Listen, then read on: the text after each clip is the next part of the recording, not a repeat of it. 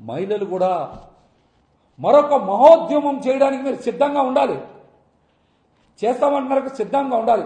దేనికో తెలుసా, ఇప్పటికే 32,000 ఎకరాల పైన చంద్రబాబు నాయుడు గారికి ఇచ్చారు. మీకేదో మంచి చేస్తారని భావిస్తున్నారు. మీకు మంచి ఏం జరగదు.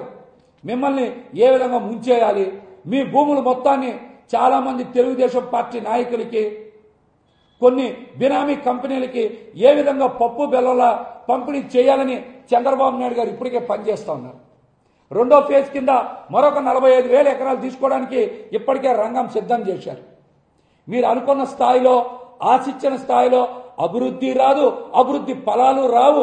కాబట్టి మీరు మోసపోవడానికి, మీరు ఏదైతే ఆశిస్తున్నారో ఆ ప్రయోజనాలు అందవని తెలియడానికి మరికొంత సమయమే ఉంది. కాబట్టి మీరు ఖచ్చితంగా చంద్రబాబు నాయుడు గారి మీద మరొక ఉద్యమం చేయడానికి, మిమ్మల్ని మోసం చేసినందుకు, మీకు అబద్ధాలు చెప్పినందుకు, మీ భూముల్ని కాజేసినందుకు, కాజేసి తెలుగుదేశం పార్టీకి, ఆయన బినామీ కంపెనీలకి ఇచ్చుకుంటున్నందుకు మీరు ఖచ్చితంగా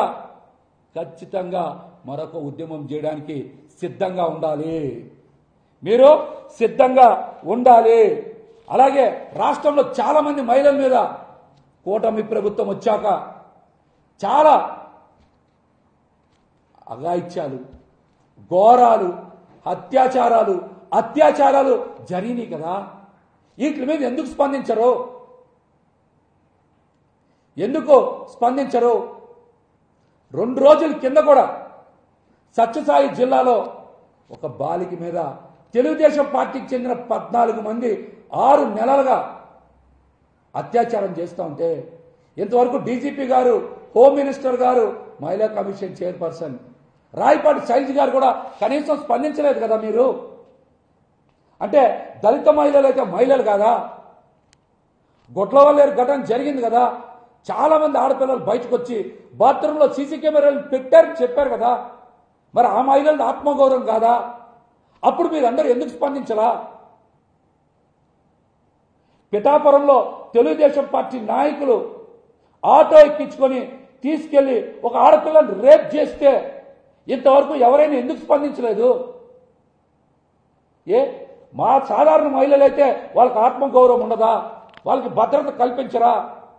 ఆ దుర్మార్గుల మీద, ఆ రాక్షసుల మీద కేసులు నమోదు చేయరా? పొంగనూరులో 7 ఏళ్ల బాలిక అంజుమ్ మీద అత్యాచారం చేసి హత్య చేస్తే ఇంతవరకు కేసులు నమోదు చేయాలా? దోషులు ఎందుకు పట్టుకోవాలా? వాళ్ళకి శిక్షలు ఎందుకే ఇట్లా? అలాగనే మచ్చుమారి ఘటన కూడా ఇంతవరకు ఎవరు మర్చిపోలేదు కదా. ఆ ఘటన మీద కూడా మీరు ఎందుకు స్పందించరా? గుంటూరులో కేంద్ర మంత్రి పెమ్మసాని గారి అనుచరులు రేప్ చేసిన ఘటన కూడా ఉంది కదా. వీటి మీద ఎందుకు స్పందించరు? ఆ పార్టీ నాయకుల మీదో అవన్నీ కప్పిపుచ్చే ప్రయత్నం చేస్తున్నటువంటి ఛానల్స్ మీదనో, పేపర్ల మీదనో అప్పుడు కేసులు నమోదు చేయరా? ఎంతసేపు జగన్మోహన్ రెడ్డి గారు సాక్షి ఛానల్ మీదనే మీ అక్కసు, మీ విషం కక్కే ప్రయత్నాలు చేస్తూ ఉంటారు మీరు? చెప్పండి.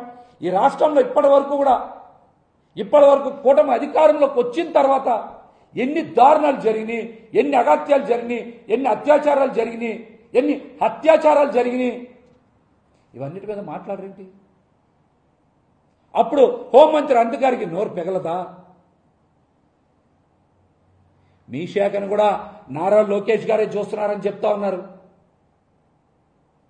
మీరు కూడా స్పందించాలి కదా.